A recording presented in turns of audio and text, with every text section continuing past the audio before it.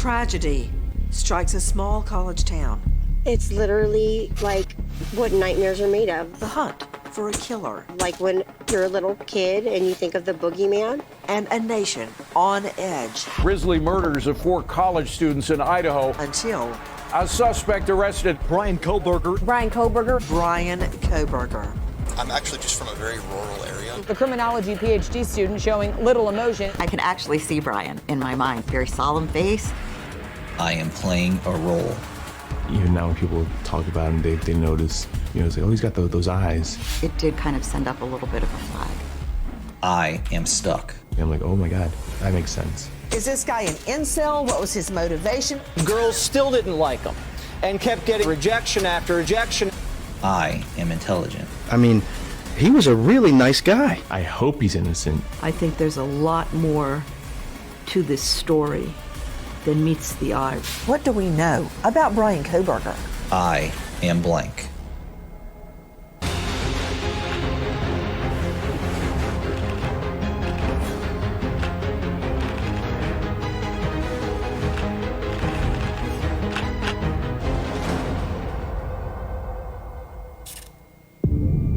Blank, empty, devoid of any words, any meaning.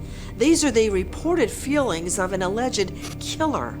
We investigate Bryan Bohburger and fill in the blanks of his past, speaking with those who knew him through various stages of life.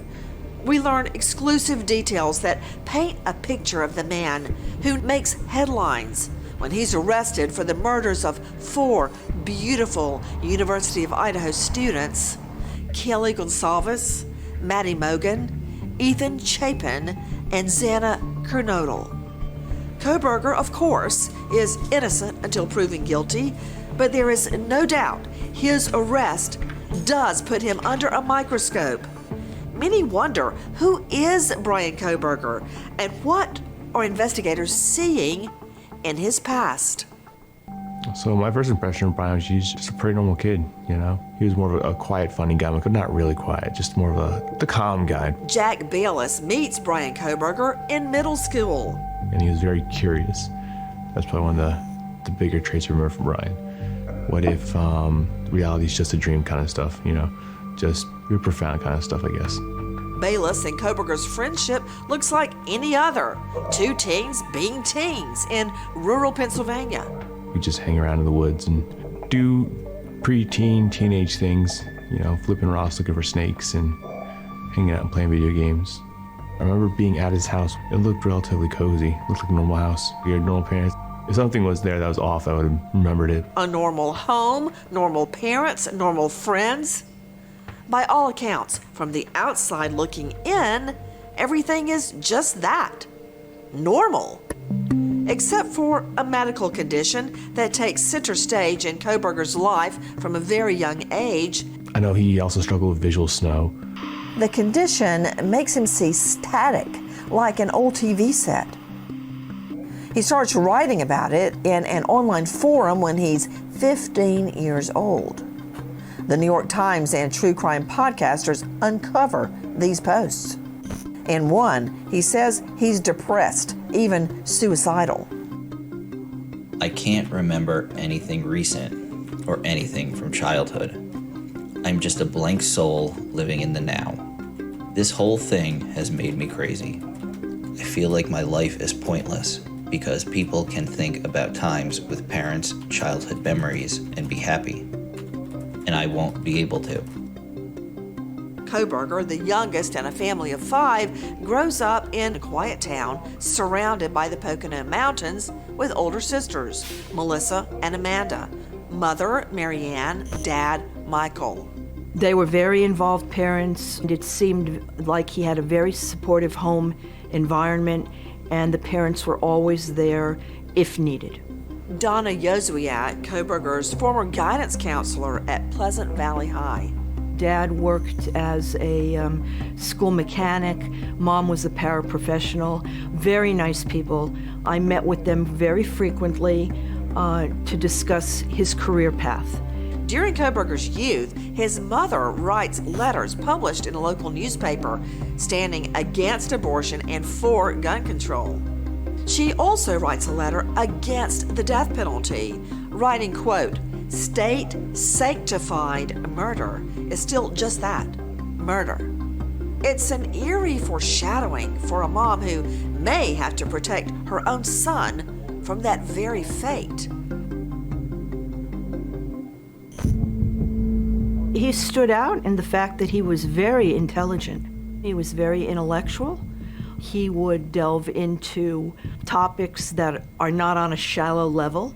The truth of the matter is there were no red flags. He had very good grades. He seemed very focused, academically motivated, and would not give a school counselor any reason for concern. Despite the persona Kohberger's teachers see, his online posts continue. I always feel as if I am not there, completely depersonalized. Crazy thoughts. I feel like nothing has a point to it. When I get home, I am mean to my family. I can say and do whatever I want with little remorse. Everyone hates me. Pretty much, I am an asshole. I am intelligent, but I feel the opposite. I say things I don't mean. In addition to the dark online posts, Kohberger also reportedly releases a song where he raps about being the devil. You are not my equal, you are equal, but I'm feeble, and now I'm going regal. Don't fuck with us. You learn a lesson. The lyrics are a stark contrast to Kohberger's lofty goals to protect and serve. During high school, he says he wants to be an Army Ranger and seeks out a special program in addition to his regular classes at the Monroe Career and Technical Institute. I remember working with his family and him to fill out the application. He was enrolling in the Protective Services program, and he was very enthusiastic. So Protective Services prepares students for a career in law enforcement, EMT, things like that. Police Academy Junior, putting on pretend handcuffs. They police the building just as though they would officers on patrol. Tanya Carmela Beers, a former administrator at the tech school. Enrollment is very competitive. Protective Services is one of the most sought after programs. The cap is limited at 25.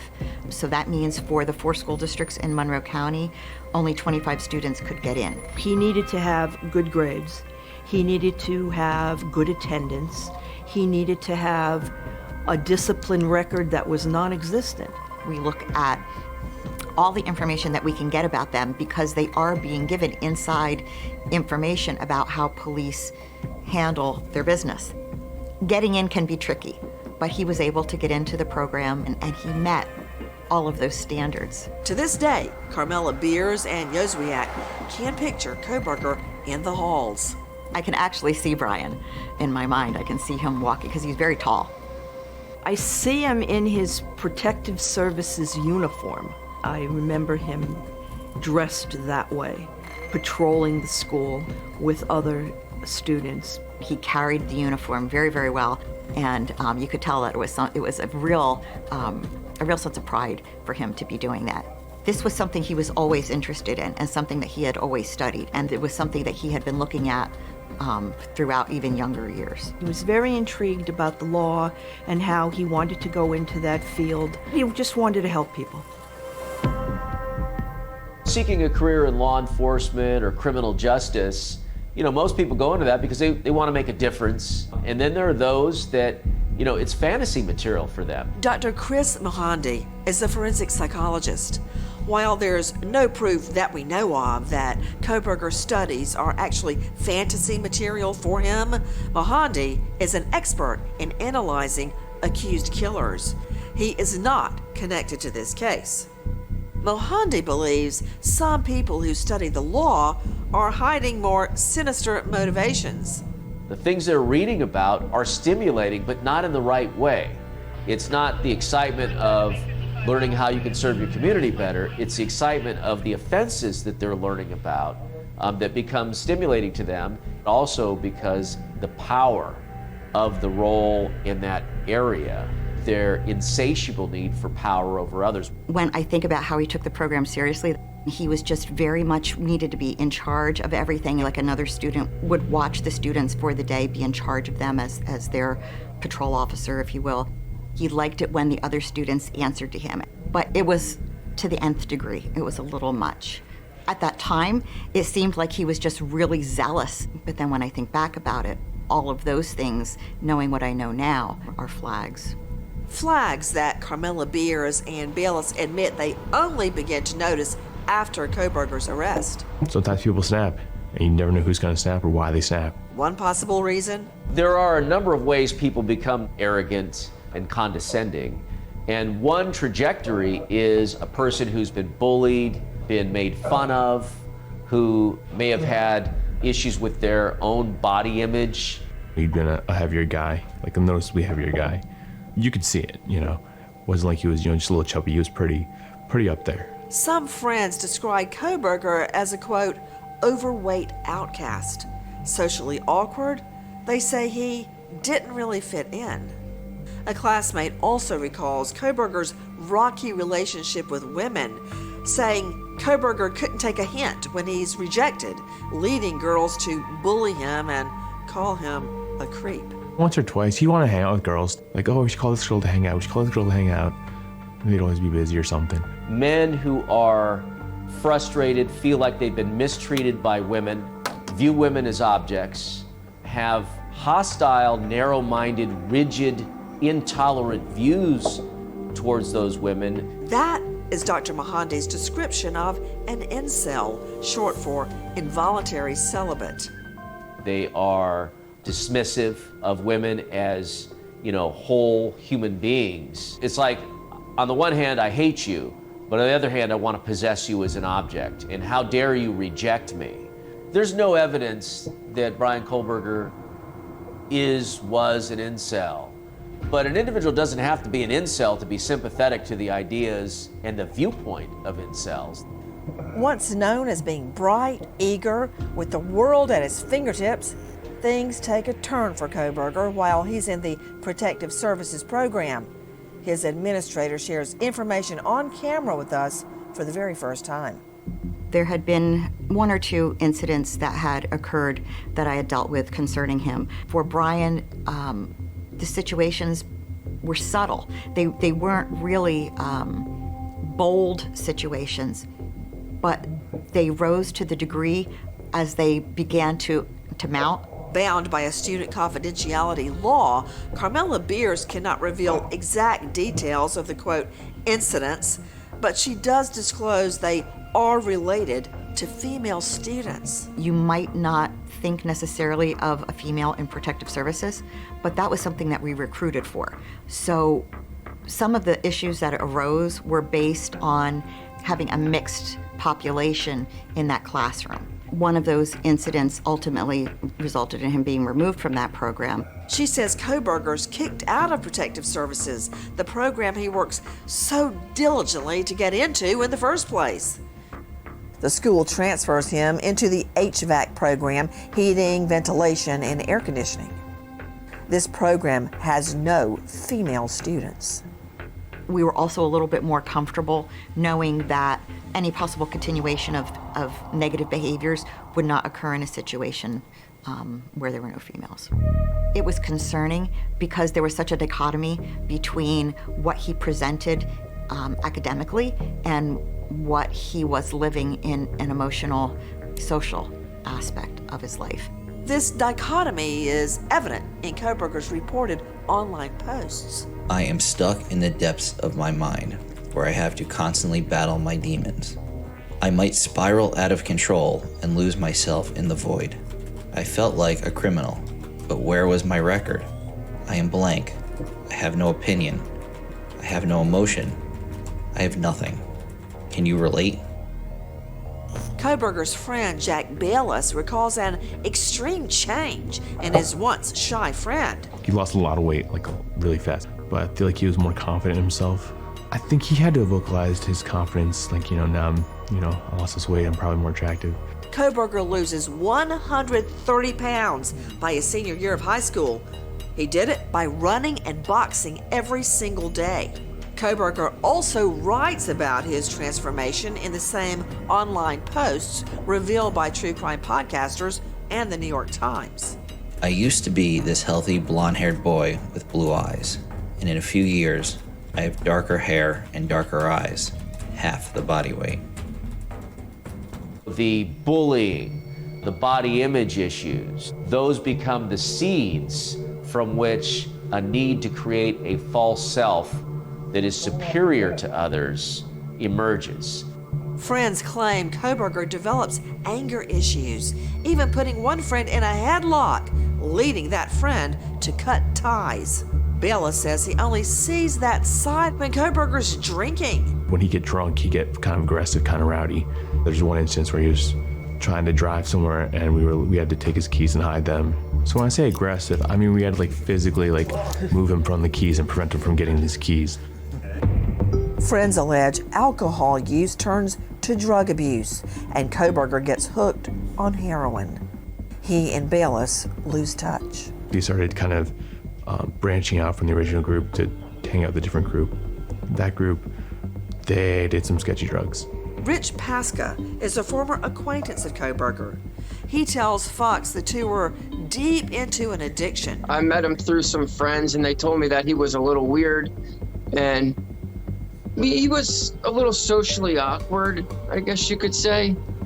But he wasn't a bad guy. I got 6 years clean now. I work in treatment and everything, but back then I was using, and so that's how I know for a fact he was using. I've got high with him a couple times. Teachers say heroin use is a major problem in that area. At the same time Kohberger's alleged heroin addiction is at its height, his troubles at the tech school continue. He was in HVAC for the rest of his time at the Career and Technical Institute, and other issues arose that he decided to leave the school altogether and not complete his 12th grade year there. After leaving the program, Kohberger finishes his senior year of Pleasant Valley High online, graduates, and reportedly gets help for his addiction. I know he was in and out of rehab a couple times. Around that time, Kohberger reportedly arrested for stealing and selling his sister's iPhone after his own father calls police. He is charged with misdemeanor theft, but does not go to jail, and his record is wiped clean. Somehow, Kohberger kicks his heroin habit and begins to study psychology at community college. Even though some say he's got a rocky past with his former school district, he applies as a part-time security guard at his former high school. I do know he was, always interested in law enforcement. That's usually kind of a dip your toes in the water kind of experience, is being a security guard for somewhere where you don't have to have that police training. While on the job, Kohberger reportedly helps a fellow security guard save the life of a hall monitor struggling to breathe. Kohberger's life seemingly takes a turn for the better. Like most college students, he reportedly decides to put himself out there in the dating world. But the trends from high school go on. Only after his arrest, a woman named Haley Willette comes forward. She says she meets him through Tinder during his early college years and that he's very pushy and a stage 5 clinger. Willette says Kohberger tells her she has good birthing hips. This behavior, again, reminds Dr. Mohandi of an incel. Incels. A lot of them are socially awkward. They're going to use the dating apps. They may misrepresent themselves, sort of catfish, if you will. But when it comes down to relating on an emotional, true connection, it's going to fall short. After graduating community college, Kohberger moves on to DeSales University and continues to study psychology, reconnecting with his childhood friend. To me personally, he really opened up more in his later college years. We're talking more than we talked in high school. He called me fairly often. Bella shares private messages from around this time. He goes and says, I like forensic psychology and studying criminals. I don't care about the money. And he's saying, I would assist in the capture of a violent criminal for sure, but getting a job like that is difficult. I'm thinking more along the lines of dealing with high-profile offenders. In the messages, Kohberger also opens up about the root of his teenage heroin addiction. I only used when I was in a deep suicidal state. And he says, I've been depressed for so long that I developed a weird sense of meaning. And he says, I've been depressed since I was 5. One of the main topics of discussion, women. So the thing we talk about a lot, the dating scene, it just got kind of just really hard. But he was just having a time, getting ghosted a lot, talking to a girl and then wondering, oh, why didn't she text back ever? And they'd also be like, yeah, I was talking to this girl and this girl was cute and I thought we hit it off and we didn't, I guess. So he'd vent about stuff like that to me. I think he just felt frustrated is just the biggest word. Frustrated, a feeling Dr. Chris Mahandi believes is common for incels. So there's a sense of entitlement that goes with this community of men. Some who actually commiserate, in their hatred of women, in their frustrations with not being able to obtain their desired, idealized, woman as a sexual object. The owner of a brewery comes forward and recalls Kohberger making creepy comments towards female staff and customers. Others, like Kohberger's former classmate Josh Ferraro, have positive memories. I mean, he was a really nice guy. The guy that I went to college with, that dude was nice. My first impression of him was he's a little odd, but he's a nice guy. Does not stand out, but he blended in. Like, he was a pretty normal guy. Kohberger graduates undergrad and continues at DeSales to get a master's in criminal justice. He dives deep into research, seeking out ex-cons for a project, then posting a survey with questions like, before making your move, how did you approach the victim or target? And after committing the crime, what were you thinking and feeling? While getting his master's, Kohberger has one final get-together with his childhood friend. The last time I saw Bryan, he was looking really good. It looked like he kicked his heroin addiction. He looked healthy. That day, we went into the woods. We have a lot of trees that you can just kind of hide behind. And we just shot airsoft guns at each other and just kind of ran around the woods with airsoft guns. When I left him that day, I felt probably more at ease because the last time I talked to him, we'd been having problems. It looked like those problems had subsided. He was calm, he's a collected, confident man. Nothing seemed terribly off. Nothing seems terribly off, but trouble is brewing. After nearly 5 years on the job, Kohberger resigns as a part-time security guard. His resignation letter reads, I understand that if I do not resign, I have a right to a school board hearing to determine if I should be dismissed from employment with the school district. The reasons behind Kohberger's resignation remain unclear. While finishing his studies at DeSales, Kohberger, now 28, reportedly buys a K-bar knife and a sheath on Amazon. Months later, he moves cross-country to Pullman, Washington to get his PhD in criminal justice from Washington State University, 20 minutes down the road from University of Idaho. Kohberger applies for an internship with the Pullman Police Department. In his application, he expresses an interest in helping cops, quote, better collect and analyze technological data in public safety operations. He doesn't get the job, but he is hired as a teaching assistant. He has a number of issues on campus. As a student, it's claimed he's pushy, known for sitting front and center, quickly offering opinions, and regularly battling with female professors. As we look at Bryan Kohberger, we start to learn about him as a person who was described by others as arrogant, having haughty attitudes, and that's certainly a personality structure that is consistent with one who might not look at others, including women, as his equal. And off campus, he has issues as well. Allegedly sneaking into a female friend's apartment and moving her furniture around, and having this exchange with a female police officer who pulls him over. I think you know why I stopped you. You ran the red light. What actually happened was I was stuck in the middle of the intersection. Yeah, so I was forced behind to you the turn whole left. time. Yeah. Yeah. But in that situation, the best thing to do then would be back up. And not. You're just supposed to wait behind the white line. Drivers do it all the time, but it never even occurred to me that that was actually something wrong. I'm just curious about the law. I don't mean to. Oh no, yeah, I can find it for you. Yeah. As a teaching assistant, he's said to be a very harsh grader. Faculty tells Koberger they're concerned about his behavior after he has an alleged altercation with a professor. That's less than 2 weeks before Moscow, Idaho is changed forever.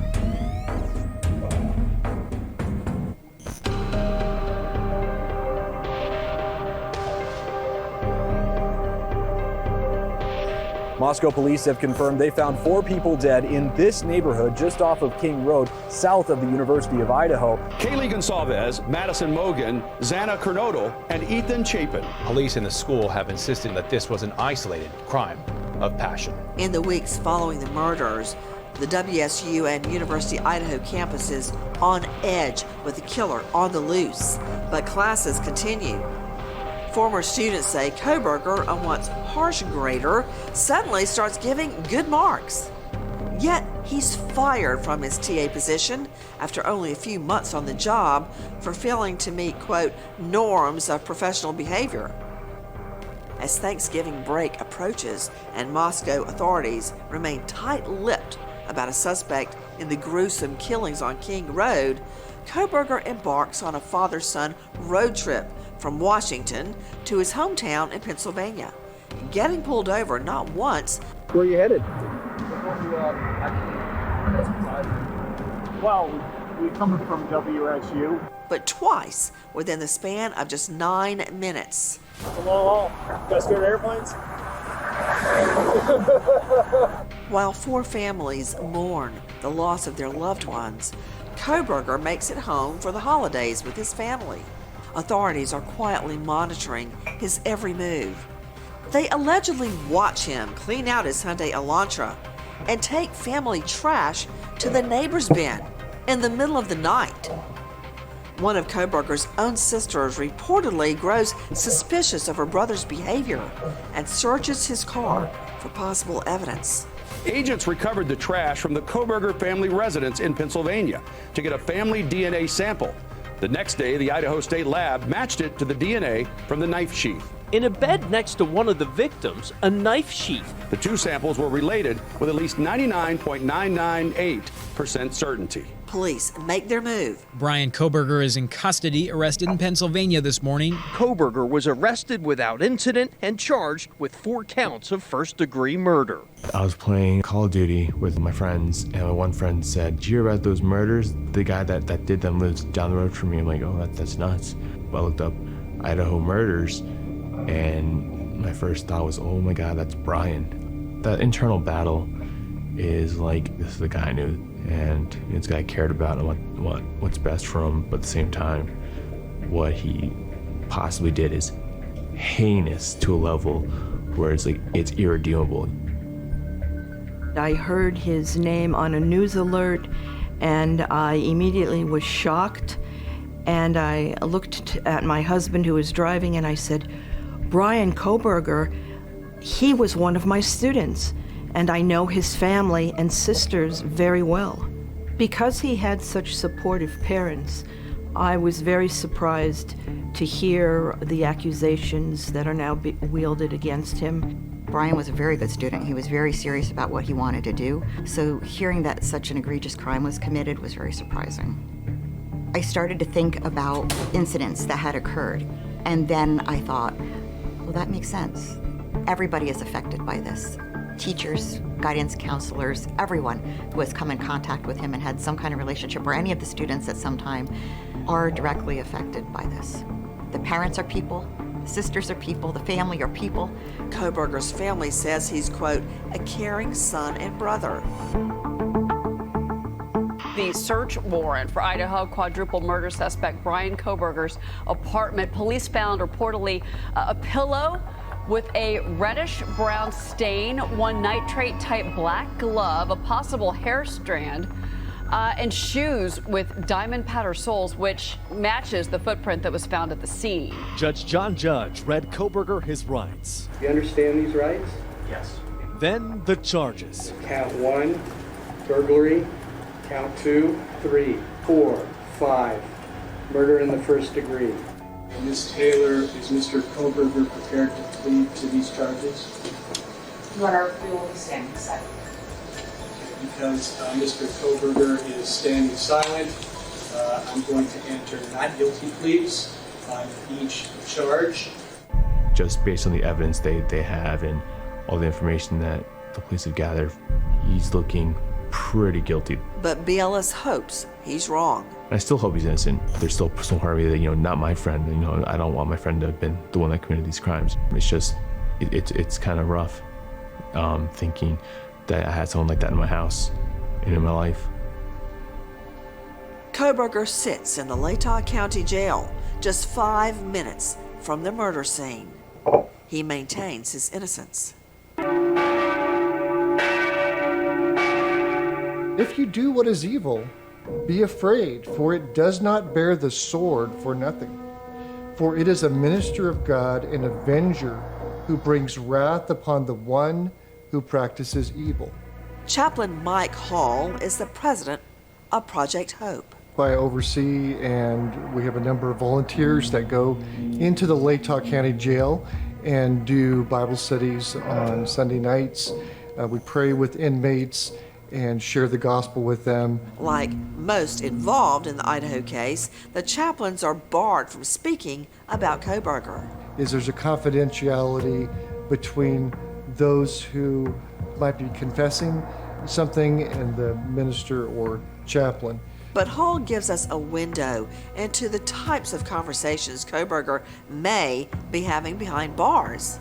Some of the guys that have been volunteering and going in, chaplains, they have met with various inmates, including Bryan, and, they're able to answer questions about where is grace found, where is freedom found, where is forgiveness. Dr. Mahandi questions any alleged killer's intentions for starting Bible study. Certainly, religion and spirituality is a place for people to find comfort when they're overwhelmed by fear and uncertainty for their future. On the other hand, it can be for sympathy, to look good, in the eyes of, a trier of fact in the face of sentencing. As Bohburger awaits his fate, his lawyers demand more information from prosecutors about the DNA found at the crime scene of 3 other unidentified males. They also share Bohburger's alibi, claiming he was driving around alone late at night at the time of the killings. I'm hoping that he is innocent, as he's claiming to be. Once the facts come out, then I will form an opinion. But right now, Bryan is innocent until he's proven guilty. If he is guilty, what snapped? For Bryan, if he has done this and he's found guilty, then I would encourage him to confess that and to admit what he's done. Not just be convicted in a court of law, but to confess that and to make amends and apologize for what he's done. Prosecutors announce they will seek the death penalty against Bohburger, something his mother railed against in her article 15 years earlier. She was trying to protect lives of convicted criminals. It's very ironic now that, although she didn't know it at the time, she was also looking to protect the life of her own son. Going into the next life is a scary proposition. If you're facing the death penalty, desperation is a very clear thing. There's a sense where, there's nothing I can do to make myself right with God. While the nation waits to see exactly what Bohburger's trial will hold, 4 families will never be the same. That our hearts grieve with the families. As a father myself, I can't begin to imagine the pain and suffering that these folks have gone through. If he did kill his people, it's such a heinous thing and all abhorrent to an indescribable level.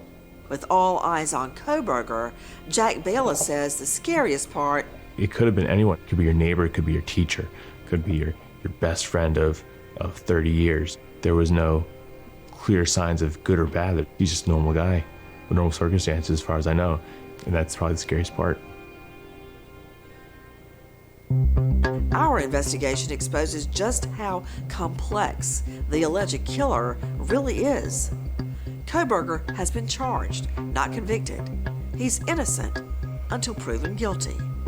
We wait as justice unfolds.